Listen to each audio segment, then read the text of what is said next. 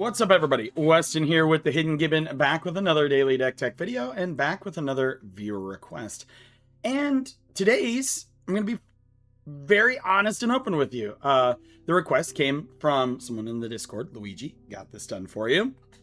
And we've been DMing back and forth, and he wanted an Arna Kennerud Skycaptain deck. He wanted it to operate at bracket 4, but I'll be very frank, I was struggling to do so within the budgetary limitations given. And so this is the kind of an agreed upon like budgetary limit for this one. But I want to kind of show you guys when we go through this, I made the first version just like seeing how I could get it to bracket 4 and super powerful. And that one went way above budget. So I'll show you a souped up version of this after we're done with this build, and then we'll go into playtesting of this build. But before we get into it, if you like my daily deck techs, Magic for the Working Class, Historical Commander, anything of that nature, my discussion videos, feel free to subscribe. And now, before we get into it, I have one last question for you all. This is very important. So I am currently building a Hobbit deck. I know. You'll probably click off the video because this is a side tangent. But I need your opinions, friends. This card was not $20. It's just in a sleeve from a card that was $20. Do I build Dwalin as my red-white dwarf Voltron-y deck? Or do I build Thorin Oakenshield? Yeah, Thorin Oakenshield. Those are the two options. Let me know in the comments down below. Yeah, but now let's get into this deck tech, shall we? So Arna, who are they? They came from Modern Horizons 3. I've gotten the absolute tar kicked out of me in a few arena matches against this commander.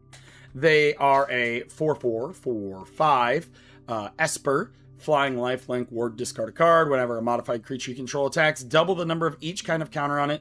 Then for each non-token permanent attached to it, create a token that's a copy of that permanent attached to that creature. Pretty good. So in the super over budget version, it's more Voltron in the form of equipment. In this version, it is very much auras. So how are we going to do this today? We are running 22 creatures, which I think actually might be a touch high, but not sure. Well, let me know what you think. We have Arden, Intrepid Archaeologist. The main goal of this, by the way, is to load up Voltron in form of cheap auras and just overload them and murder people to death with it. But Arden, Intrepid Archaeologist, 2/2 for 3. At the beginning of combat on your turn, you may attach any number of auras and or equipment you control to target permanent or player. The auras part is the part we're going to be using in this deck. Same with Codsworth. Codsworth commanders have ward 2. I love Codsworth. They need to make an in-universe version of Codsworth and reprint him because $30 is a bit absurd. You can add double white, spend it only to cast auras and equipment, and you can attach target aura equipment you control to target creature you control, activate only as a sorcery. We have Danitha. First strike, vigilance, lifelink. When she enters the battlefield, you can put an aura or equipment card from your hand or graveyard onto the battlefield attached to her. Doomwake Giant. Whenever this creature or another enchantment you control enters, creatures your opponents control get -1/-1. So this combos very well with your commanders. So say you already have Doomwake Giant in play. You've suited up your Arna with like 5 or 6 enchantments, and then you attack with your Arna. It's going to create a copy of those 5 or 6 enchantments, which are going to then give your essentially wrath your opponent's board. We have Herald of Hoofbeats. It's a horsemanship, and other knights you control have horsemanship. That'll make your Arna unblockable, essentially, as well as Herald of Hoofbeats. Invisible Stalker is another just cheap, unblockable creature. Killian, Ink Duelist, Lifelink Menace. Spells you cast at target creatures. You target a creature, cost 2 less. This works for both spells on your opponents and spells on yourself. Light Pause. God, this thing's annoying in 1v1 arena. I just turn it into a moon, though. Whenever an aura enters the battlefield under your control, if you cast it, you may search your library for an aura card with mana value less than or equal to that aura with a different name. Each aura And then each aura you control, put that card onto the battlefield attached to Light Paws. And then most of the time, what this does is you put like some 3-cost aura on him or on them, and then you just end up pooping out most of your deck onto Light Paws and then swinging. The card can be obnoxious if it is allowed to do its thing. We have Spark Double. You can have it enter as a copy of another creature. In Gold Fishing, I had it once as a Doomwake Giant, and it was disgusting. Lotho, he's in here as generic value to get you treasures when opponents cast extra spells. We have Mason Enchantress. Whenever you cast an enchantment card, enchantment spell, you get to draw a card. Monbrak. This and Anointed Procession are in here, and I was on the fence about it, because doubling the amount of those auras is really good, but it might just be win more. So this is a flex spot. Could drop you $57 in budget, but it could also just like really just clinch in the win. We have Ornithopter of Paradise. Flying, add 1 mana of any color. Pretty simple. Pearl Ear, Imperial Advisor, Lifelink, and enchantment spells you cast have affinity for auras, which is always nice. It doesn't get rid of the white mana pips, blue or black mana pips, but does help. Whenever you cast an aura spell that targets a modified creature you control, draw a card. That's really strong. Phyrexian Metamorph, another clone effect. Danitha, your art and equipment spells cost 1 less to cast. Also, suiting Danitha up is really good because she has First Strike, Vigilance, and Lifelink. Sram, whenever you cast an aura, equipment, or vehicle, draw a card. Between like Mason Enchantments, Enchantress, Pearl Ear, and Sram, you're going to have a lot of ways to draw extra cards to replace the cards that you're putting down. Still though, know your limits and don't walk yourself into a board wipe after you dump everything. It would be absolutely tragic if you dump everything out there and then just get blown out of the game. We have Starfield Mystic. Enchantment spells you cast cost 1 less. Whenever enchantment you control is put into a graveyard from the battlefield, put a 1/1 counter on Starfield Mystic. We have Starnheim Courser. Artifact and enchantment spells you cast cost 1 less. Umbra Mystic. Auras attached to permanents you control have totem armor. If an enchantment, a permanent you control would be destroyed. Instead, remove all damage from it and destroy an aura attached to it. This card's really good because this will help you if you do have a giant pile of things. Make sure you also put some pile onto this, so that way if somebody wraths, you can be like, all right, I'll get rid of these token enchantments on these 2 creatures, and then you still have your creatures and can still do the things. We have Zenk, Paladin Unbroken. He's a $20 card. Man, these Baldur's Gate cards need some reprints. And Baldur's Gate is part of Wizards property, so they can do it whenever they so choose. Let's go back to Baldur's Gate, can we? 2/4 for 4, double strike. Auras you control have Exalted. Of course, Exalted is whenever a creature you control attacks alone, it gets +1/+1 for each instance of Exalted. So if you have 20 enchantments on one creature, it's gotta be big. He also has got double strike. Also, the art is sweet. Also, his character's really kind of... I laughed at like him being the very stereotypical paladin in the movie. Zur the Enchanter. Whenever Zur the Enchanter attacks, you may search your library for an enchantment card, mana value 3 or less, put it onto the battlefield, then shuffle. Instance. It's mostly a counter spell package, right? We have Arcane Denial, Counter Spell, Swan Song, Negate, and Fierce Guardianship. You could probably swap out Big C Counter Spell with an offer you can't refuse. And then also Cyclonic Rift. These are 2 of our 3 game changers that I've put in here. Fierce Guardianship, of course, can be a free counter spell. And Cyclonic Rift, of course, can blow people out of the game so that way you can win. Artifacts. Now, I do have a lot of mana rocks in here. I do have Arcane Signet, Soul Ring, the Guild Signet, so Azorius, Orsov, and Dimir. I also have the Talismans, Dominance, Progress, and Hierarchy in here. Swiftfoot Boots for a little bit of protection, and Felwar Stone. We want to be able to cast a lot of stuff, so we have all of these things in here to help us do that. Soul Ring is a little bit questionable, but considering how cheap a lot of our auras are, but also if we get multiple mana rocks, that is a great way to get things moving. And then Wizard Staff. Equipped creature has prowess. If an ability of an equipped creature triggers, that ability triggers an additional time. Yes, Arna's not a wizard, but if you attach this to Arna, remember, we have Arna up here. So whenever a modified creature you control attacks, double each kind of counter on it. Then for each non-token permanent attached to it, create a token that's a copy of that permanent.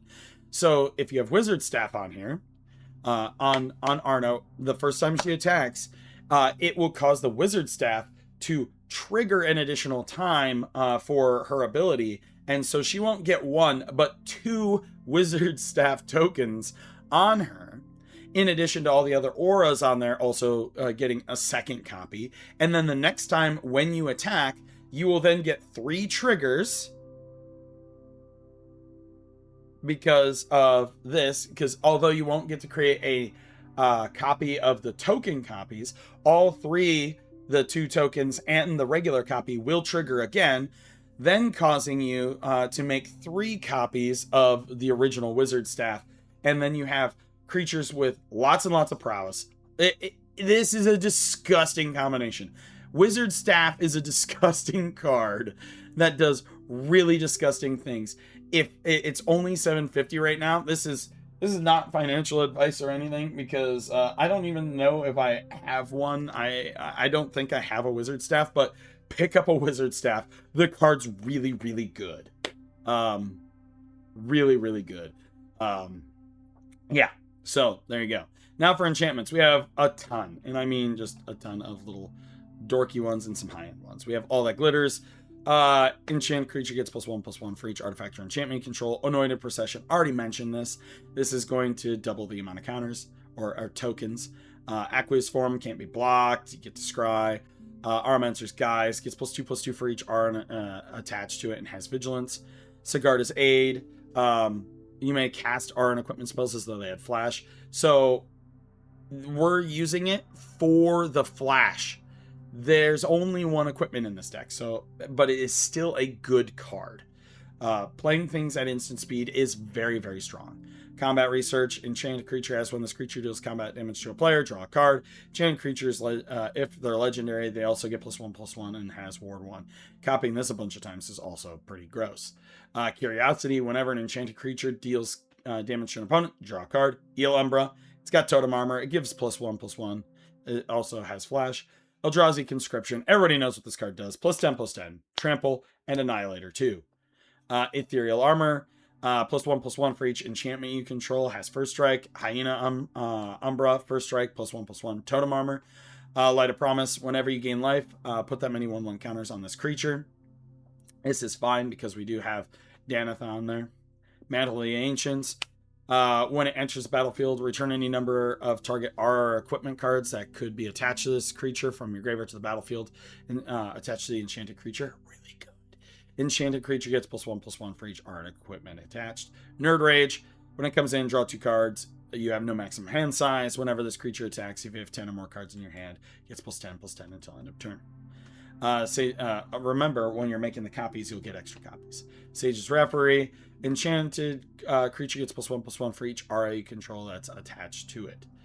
Sheltered by Ghosts, enchanted creature you control. When this aura enters, exile target non-land permanent an opponent controls until this aura leaves the battlefield. Enchanted creature gets +1/+0 lifelink and ward 1. Good. Our other game changer is Smothering Tide. Generating mana is always good. Making people pay a tax to draw extra cards is good. Spectra Ward. Enchanted creature gets +2/+2. Protection from all colors. This effect doesn't remove auras. That's very important. Spirit Mental.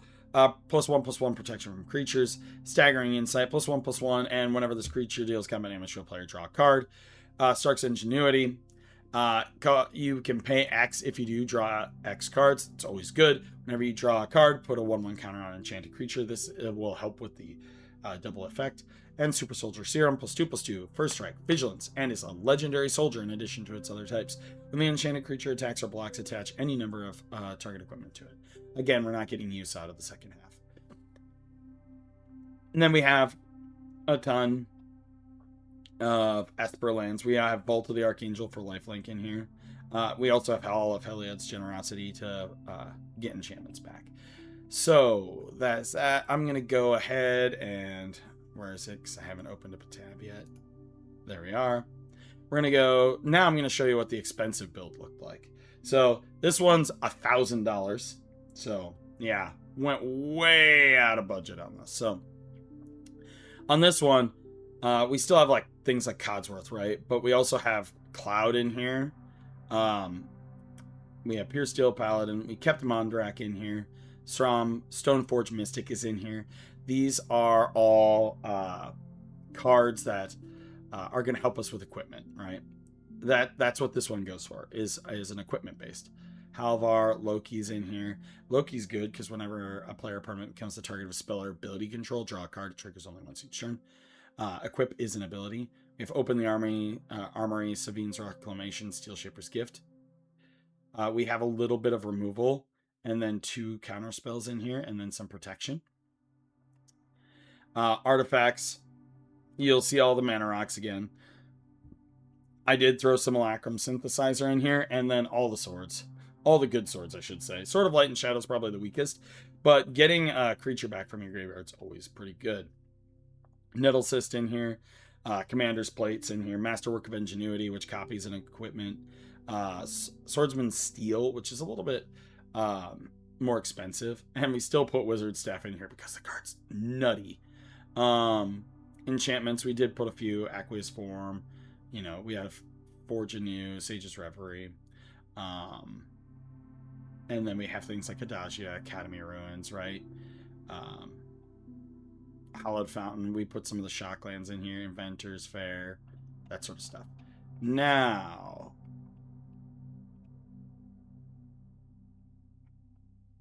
back to the...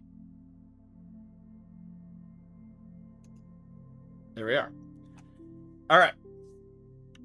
Well, looks like we got a busted opening hand. That's neat. All right. Let's go ahead and draw for turn. Friends at home. This is what... Oh my god. We have multiple routes that we can go. We play a Soul Ring. We play Arcane Signet. That's all we can do. That's all we can do. Let's see here. Blue, black, white, and 2. Turn 2. Please note that you will not get... 99 times out of 100, you're not going to get this kind of start. I'm just letting you know. This is just lucky. We will do some additional hands just to show more realistic stuff. Like, I got super lucky. Usually, Moxfield decides to poop on me. But, not today. Also, we lost a life last turn. Oh my. We'll go blue, blue.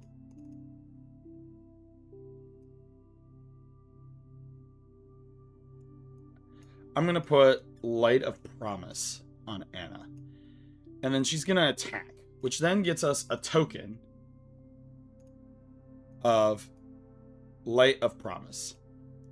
So whenever the enchanted creature has... When you gain life, you put that many 1/1 counters on this creature, which she has lifelink. So we connect. We're going to get 8 counters because they're both going to trigger. That's pretty gross. Yeah. And we are off to the races, gaining 4 life already. Next turn, Hall of Heliod's Generosity. We're going to go black, white. We're going to play Killian. Not to be confused with Killian Murphy. We are going to tap for a blue and ping ourselves for 1 for a blue. Because spells you cast that target a creature cost 2 less to cast. So then we're going to dump this Aromancer's guys onto our Arna, which then gives it +2 for 6. We are then going to go to attack, and we're going to double each counter on it. So this goes up to 16. We then get a copy of Aromancer's Guile. So 20, 22, 24, 26, 28, 30, 32, 34, 36. Yeah. What turn is this? 4? We're attacking for 36 on turn 4. We are going to gain 36 life, putting us at 78.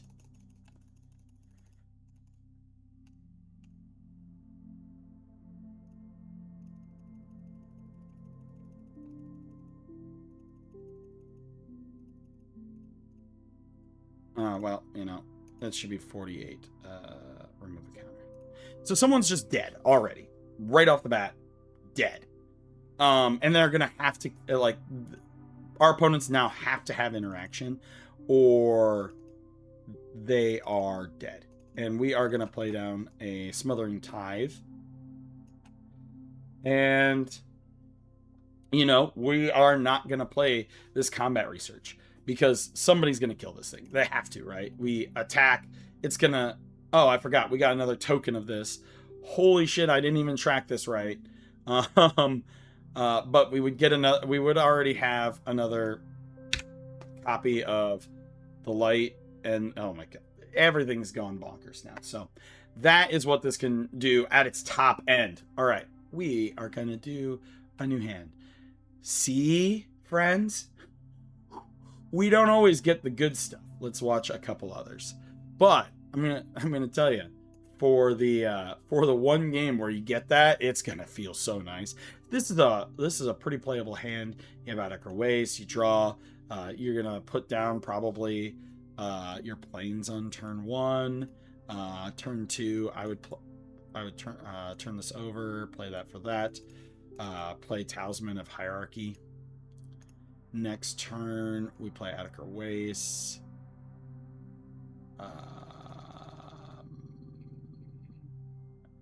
We have 4 available. I would do this. I'd play the Starhelm Courser. You know, honestly, 1, 2, 3, 4. I'm going to Phyrexian Metamorph it. And then we can do all sorts of fun things from here.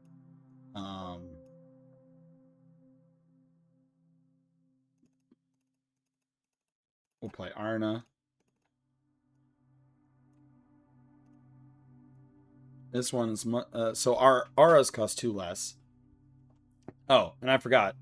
She had we can't play this one because I'm stupid and played this for black rather than for blue. Big dumb idiot is what we like to call it in the business. Tap for blue. Ouch. Costs 2 less, so then we're also gonna go 1, 2, 3. Stark's Ingenuity. We paid 3. 1, 2, 3. We get to set counters at 3 because we drew 3 cards.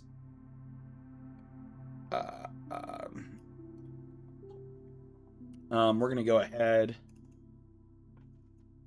I'm gonna play Felwar Stone. Attacking, this will double it to set counters to 6. It will create a copy of Stark's Ingenuity, and we're going to pay 1 to draw a card, which will put this at 7. Draw. There we go. She gets out of hand very quickly. Like, we had a slower start, right? And these mana rocks are going to help us. We don't care if we ping ourselves because we have used Arna to get us a bunch of life back. So we have all of this. Gonna go ahead and tap for double blue. Ouch, ouch. We'll put Auramancer's Guise on her. Pay 1 white for Super Soldier Serum. Yeah.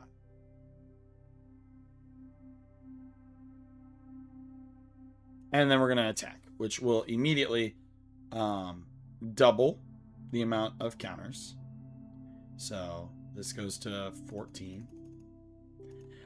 This then creates a copy of Super Soldier Serum, Auramancer's Guile, our guys, sorry, and another copy of Starks, which we will pay. We'll pay 1, draw a card, adds a counter, and then there, and probably just kill someone. That's what the deck does. Let me know what you think in the comments down below. Luigi, sorry it took so long to get this done. I hope you like either version. I will link both versions in the comments down below. Or not in the comments, in the video description. But as always, I'm Wes with the Hidden Gibbon, and I hope you all have a wonderful day.